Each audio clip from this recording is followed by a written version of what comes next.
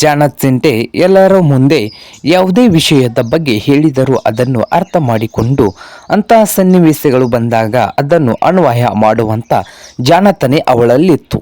ಬರೀ 3ನೇ ತರಗತಿಯಲ್ಲಿ ಓದುತ್ತಾ ಇದ್ದ ಅವಳಿಗೆ ಇರುವ ಇಷ್ಟೊಂದು ತಿಳುವಳಿಕೆ ಎಲ್ಲರನ್ನೂ ಆಶ್ಚರ್ಯವಾಗಿ ನೋಡುವಂತೆ ಮಾಡಿತು. ಎಲ್ಲ ಮಕ್ಕಳಂತೆ ಚಿಂಟೆಗೂ ಚಾಕ್ಲೇಟ್, ಕ್ರೀಮ್, ಬಿಸ್ಕಿಟ್ ಹಾಗೂ ಐಸ್ಕ್ರೀಮ್ಗಳೆಂದರೆ ತುಂಬ ಇಷ್ಟ.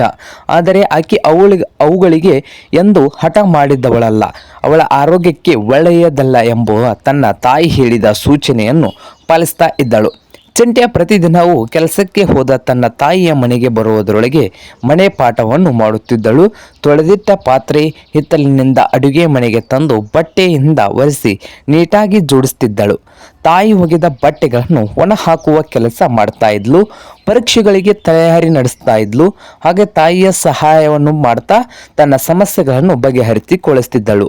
ತಾಯಿಗೆ ಕೆಲಸದಲ್ಲಿ ಸಹಾಯ ಮಾಡಿ ಓದಿನಲ್ಲಿ ಕೂಡ ಮುಂದೆ ಇದ್ದಳು. ಚಿಂಟೆ ಒಮ್ಮೆ ಒಂದು ತಾಯಿಯ ಕೆಲಸವನ್ನು ಮನೆಗೆ ಬರುವಾಗ ದಿನಸಿ ಸಾಮಗ್ರಿ ತರಲು ಕಿರಾಣಿ ಅಂಗಡಿಗೆ ಹೋದಳು.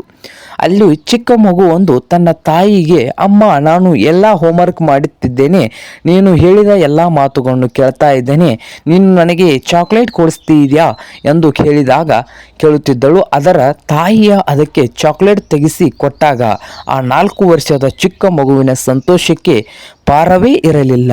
ಇದನ್ನು ಗಮನಿಸಿದ ಚಿಂಟೆಯ ತಾಯಿಗೆ ತನ್ನ ಮಗಳ ಮನೆ ಕೆಲಸ, ಹೋಮ್ವರ್ಕ್ ನೆನಪಾದವು. ಚಿಂಟೆಯು ಚಾಕ್ಲೇಟ್ ಆಸೆ ಪಡುತ್ತಿದ್ದರೂ ಆಕೆಯ ಸಹಜವಾಗಿ ಪ್ರೌಢಮೆಯ ಅದನ್ನು ನಿರಾಕರಿಸುತ್ತಿದ್ದಳು ಎಂಬುದು ಆಕೆಗೆ ತಿಳಿದು ಮನ ಕರಗಿ ಹೋಯಿತು.